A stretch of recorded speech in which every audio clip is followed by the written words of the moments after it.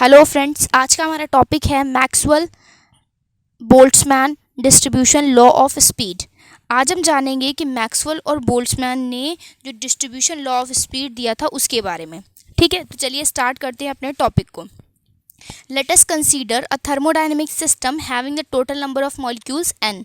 हमने एक thermodynamic system को कंसीडर किया हुआ है। एक सिस्टम ऐसा कंसीडर किया हुआ है, हमने एक थर्मोडायनेमिक सिस्टम कंसीडर किया हुआ है जिसके अंदर क्या है, नंबर ऑफ मॉलिक्यूल्स हैं जिनके नंबर कितने हैं n। ठीक है, नंबर ऑफ मॉलिक्यूल्स कितने हैं, n है। ऑफ एन आइडियल गैस, ये हमारा क्या है, सिस्टम क्या है, एक आइडियल गैस का सिस्टम है। इसमें जो मॉलिक्यूल्स हैं वो किसके हैं, आइडियल गैस के मॉलिक्यूल हैं। ठीक है, at the absolute temperature T, और इस सिस्टम का टेम्परेचर कितना है, एब्सोल्यूट टेम्परेचर T है। ठीक है, इस सिस्टम का जो टेम्परेचर है वो है T। ठीक है, तो आपने मान लिया, कंसीडर कर लिया एक थर्मोडायनेमिक सिस्टम जिसमें टोटल नंबर ऑफ मॉलिक्यूल्स कितने हैं, n है, कैपिटल N, और जो हमारा सिस्टम का टेम्परेचर है वो है T। ठीक है, the speed of molecules will be different and it may be divided into the number of groups। देखिए क्या है, बहुत सारे मॉलिक्यूल्स हैं हमारे थर्मोडायनेमिक सिस्टम में। ठीक है, बहुत सारे मॉलिक्यूल्स हैं, उन सभी मॉलिक्यूल्स की जो स्पीड होगी वो क्या होगी, डिफरेंट होगी। Molecules will be different and it may be, the speed of molecules will be different and it may be divided into the number of groups. देखिए, जब मॉलिक्यूल्स की स्पीड डिफरेंट होगी, और मान लीजिए 10 ऐसे मॉलिक्यूल्स हैं जिनकी स्पीड 2 मीटर पर सेकेंड है और बाकी बचे हुए 20 ऐसे हैं जिनकी स्पीड 3 मीटर पर सेकेंड है, तो इस तरह से क्या होंगे, डिफरेंट स्पीड रखते हुए बहुत सारे मॉलिक्यूल्स होंगे। तो डिफरेंट स्पीड के अकॉर्डिंग ही हम क्या करेंगे, उन्हें ग्रुप्स में डिवाइड कर देंगे। मान लीजिए 10 ऐसे मॉलिक्यूल्स हैं जिनकी 2 मीटर पर सेकेंड है तो उन्हें अलग ग्रुप बना दिया। 5 मॉलिक्यूल्स ऐसे हैं जिनकी 3 मीटर पर सेकेंड स्पीड है तो उनका एक ग्रुप बना दिया। ठीक है, तो इस तरह से क्या होगा, ग्रुप में डिवाइड कर देंगे। ठीक है, जो नंबर ऑफ मॉलिक्यूल्स होंगे उन्हें स्पीड के अकॉर्डिंग अलग अलग ग्रुप्स में डिवाइड कर दिया गया है। मैक्सवेल और बोल्ट्जमैन ने बताया, state that the number of molecules whose speed is lies between v and v plus dv is given by। Maxwell और बोल्ट्जमैन ने बताया कि उन मॉलिक्यूल्स के नंबर के बारे में बताया, हुज स्पीड लाइज बिटवीन, जिनकी स्पीड क्या है, v से v plus d v. Example के तौर पर समझ लीजिए कि मान लीजिए जिन मॉलिक्यूल्स की स्पीड 5 से 6 मीटर पर सेकेंड के बीच में है, उनके लिए नंबर ऑफ मॉलिक्यूल्स इतने हैं। मतलब मान लीजिए 5 से 6 मीटर पर सेकेंड स्पीड रखने वाले मॉलिक्यूल्स हैं 10। उसी तरह से मैक्सवेल और बोल्ट्जमैन ने क्या बताया, v से v plus d v speed रखने वाले मॉलिक्यूल्स के जो नंबर का फॉर्मूला दिया मैक्सवेल और बोल्ट्जमैन ने, वो ये था, dn is equal to 4πNA cube into E की power minus bv square into V square into D V. ये पूरा फॉर्मूला दिया। ठीक है, नंबर ऑफ मॉलिक्यूल्स का, कि कितने नंबर ऑफ मॉलिक्यूल्स होंगे v से मतलब जिन मॉलिक्यूल्स की स्पीड क्या होगी, v से v प्लस डी वी के बीच में होगी, उन मॉलिक्यूल्स के जो नंबर होंगे वो होंगे dn इज इक्वल टू इतना। ठीक है, ये हो गई हमारी equation number 1, where A and B are constants for a particular gas. A और बी हमारे क्या है, यहाँ पे जो ए और बी का यूज़ किया गया वो हमारे क्या है, कॉन्स्टेंट हैं फॉर अ पर्टिकुलर गैस, किसी गैस के कॉन्स्टेंट हैं।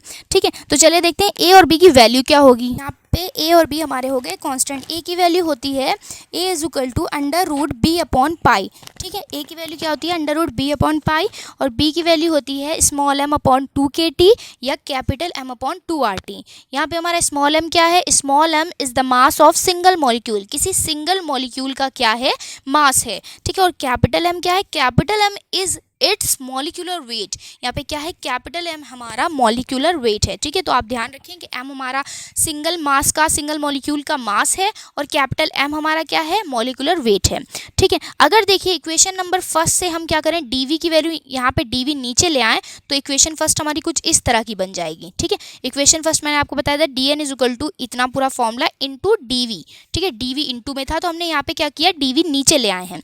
ठीक है, तो dn अपॉन dv हो गया, जिसे हमने क्या लेट कर लिया है, y से हमने बोला है इसको y बोल दिया। ठीक है, ये y हमारा क्या शो कर रहा है, नंबर ऑफ पार्टिकल्स को। ठीक है, वो नंबर ऑफ पार्टिकल्स जिनकी वेलोसिटी कितनी है, v, क्योंकि देखिए ये इक्वेशन पूरी किसके फॉर्म में है, v के फॉर्म में, मतलब वो मॉलिक्यूल्स जिनकी वेलोसिटी v है उसके लिए नंबर ऑफ पार्टिकल्स इतने होंगे। ठीक है, तो चलिए this is the number of molecules for a particular speed v। ये हमारे नंबर ऑफ मॉलिक्यूल्स हैं for a particular speed v speed रखने वाले मॉलिक्यूल्स के नंबर हैं।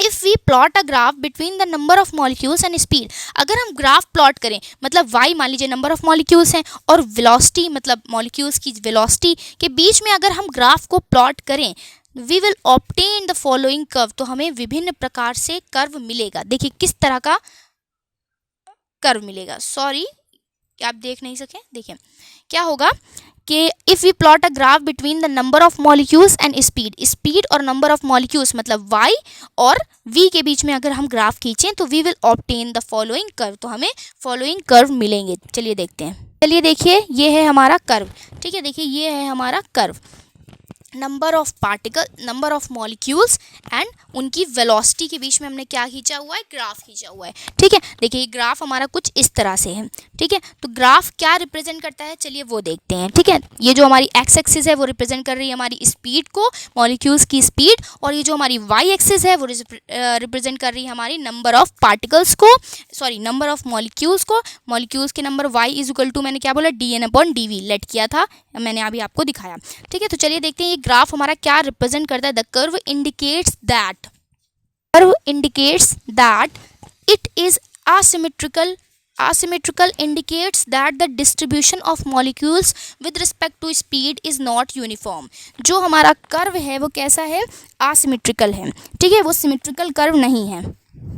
ये जो हमारा कर्व है वो क्या है, ये सिमेट्रिकल नहीं है। तो ये क्या इंडिकेट कर रहा है, अगर ये सिमेट्रिकल नहीं है तो ये इंडिकेट करता है कि जो नंबर ऑफ मॉलिक्यूल्स का डिस्ट्रीब्यूशन होगा, मतलब देखिए जैसे जैसे मॉलिक्यूल्स के नंबर बढ़ रहे हैं, ठीक है, जैसे क्योंकि वाई एक्सिस पर नंबर ऑफ मॉलिक्यूल रिप्रेजेंट कर रहे हैं, तो जैसे जैसे मॉलिक्यूल्स के नंबर बढ़ रहे हैं वैसे वैसे क्या है, वेलोसिटी की नंबर भी बढ़ रहे हैं। लेकिन एक पोजिशन ऐसी आती है जहाँ पे क्या है, नंबर ऑफ मॉलिक्यूल्स घटने लगते हैं, ठीक है, लेकिन क्या वेलोसिटी तो हम लगातार बढ़ाते हुए जा रहे हैं। यहाँ पे 0 थी, यहाँ पे 2, यहाँ पे 3, 4, 5, लगातार क्या होगी, वेलोसिटी हमारी बढ़ती हुई जाएगी, ठीक है। लेकिन फिर क्या होगा, नंबर ऑफ मॉलिक्यूल्स एक पोजीशन पे आके घटना शुरू कर देंगे। तो ये जो कर्व हो गया हमारा वो यूनिफॉर्म नहीं होगा, ठीक है, यूनिफॉर्म नहीं होगा। मतलब यूनिफॉर्म का मतलब अगर नंबर ऑफ मॉलिक्यूल्स, अगर वेलोसिटी बढ़ रही है तो नंबर ऑफ मॉलिक्यूल्स भी बढ़ना चाहिए। लेकिन अभी क्या है, कुछ एक पोजीशन ऐसी आती है जहाँ पे नंबर ऑफ मॉलिक्यूल्स घटने लगते हैं बट वेलोसिटी लगातार बढ़ती रहती है, तो ये हमारा यूनिफॉर्म कर्व नहीं होगा। वही चीज़ हमारा ये पॉइंट रिप्रेजेंट कर रहा है। देखिए पॉइंट नंबर 1 क्या कहता है, it is asymmetrical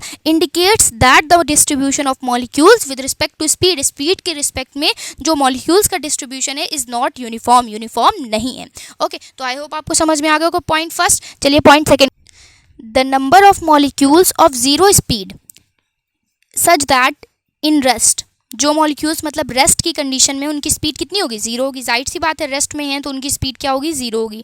and the number of molecules of infinite speed, और वो मॉलिक्यूल्स जिनकी स्पीड कितनी है, इनफाइनाइट है, इज 0। मतलब उनके नंबर क्या होंगे, जो नंबर ऑफ मॉलिक्यूल्स होंगे 0 स्पीड रखने वाले नंबर ऑफ मॉलिक्यूल्स और इनफाइनाइट स्पीड रखने वाले मॉलिक्यूल्स के जो नंबर है वो 0 है। It means the molecules are distributed within the definite speed range. तो इसका मतलब क्या है, जो मॉलिक्यूल्स को हमने डिस्ट्रीब्यूट किया है वो एक डिफिनाइट स्पीड में हमने क्या किया है, उन्हें डिस्ट्रीब्यूट किया, मतलब एक निश्चित रेंज में हमने उन्हें डिस्ट्रीब्यूट किया। मतलब वो ना जीरो स्पीड रखने वाले मॉलिक्यूल्स हैं और ना ही अनंत स्पीड, एक निश्चित, इनके बीच में एक निश्चित रेंज रखने वाली, वेलोसिटी रखने वाले मॉलिक्यूल्स ही मौजूद हैं। देखिए कैसे, देखिए अगर स्पीड यहाँ पे क्या है, स्पीड 0 है, यहाँ पे नंबर ऑफ मॉलिक्यूल्स भी क्या है, 0 हैं, तो मतलब 0 स्पीड रखने वाले कोई भी नंबर ऑफ मॉलिक्यूल्स नहीं है। यहाँ पे देखिए स्पीड क्या हो गई हमारी, अनंत आ गई, इन्फिनाइट आ गई, तो यहाँ पे नंबर ऑफ मॉलिक्यूल्स भी क्या हो गए, बिल्कुल 0, एकदम ना के बराबर, ठीक है। तो नंबर ऑफ मॉलिक्यूल्स हम कह सकते हैं इन्फिनाइट, और 0 स्पीड रखने वाले जो मॉलिक्यूल्स हैं उनके जो नंबर होंगे वो 0 होंगे, मतलब नहीं होंगे, मौजूद ही नहीं होंगे। 0 और इन्फिनाइट वेलोसिटी रखने वाले मॉलिक्यूल्स मौजूद ही नहीं होंगे, ठीक है। तो इस तरह से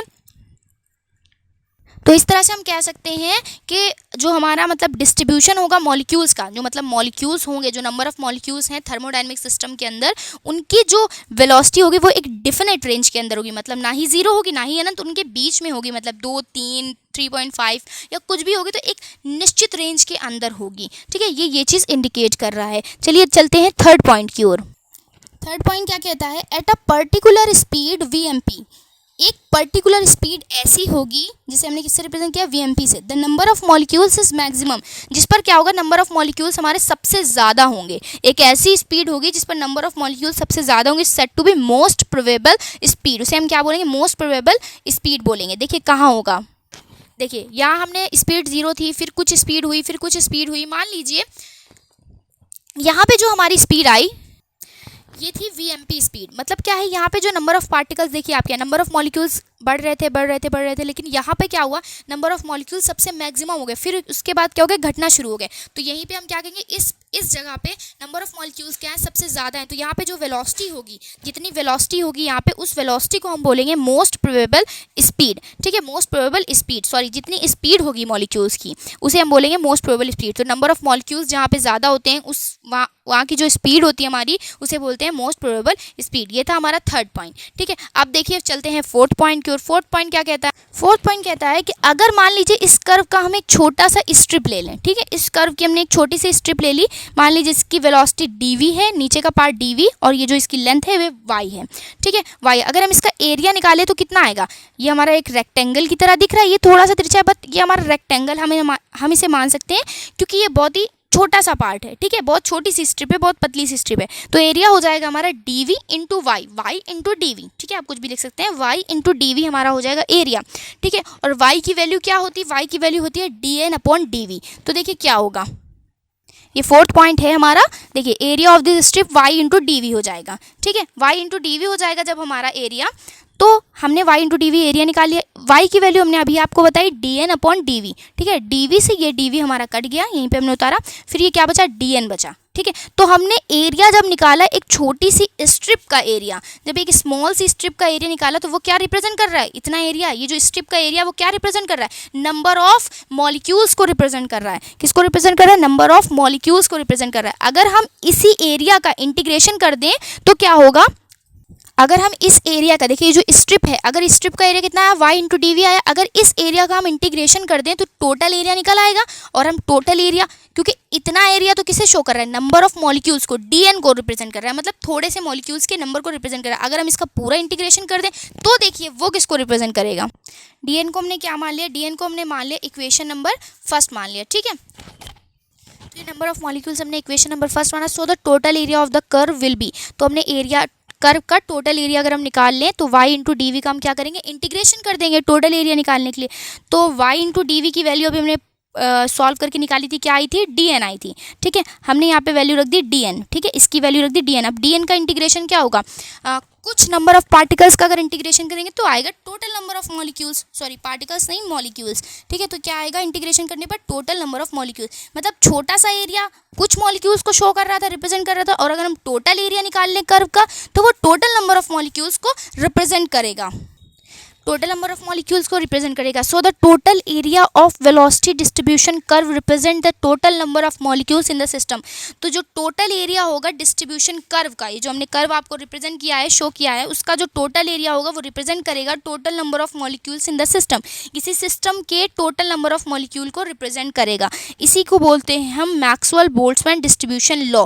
किस तरह से मैक्सवेल और बोल्ट्जमैन ने डिस्ट्रीब्यूट किया था, किस तरह से हम स्पीड और नंबर ऑफ मॉलिक्यूल्स के बीच में ग्राफ खींचते हैं और उससे हमें क्या क्या चीज़ें मिलती हैं। ठीक है, तो इसी को हम बोलते हैं Maxwell and Boltzmann law, distribution law. ठीक है, डिस्ट्रीब्यूशन लॉ ऑफ स्पीड। तो आई होप आपको ये समझ में आया होगा कि क्या होता है ये टॉपिक। अगर आपको मेरी वीडियो पसंद आई हो और ये टॉपिक अच्छे से समझ में आया हो तो प्लीज़ मेरे चैनल को सब्सक्राइब कर दें, लाइक और शेयर करना ना भूलें।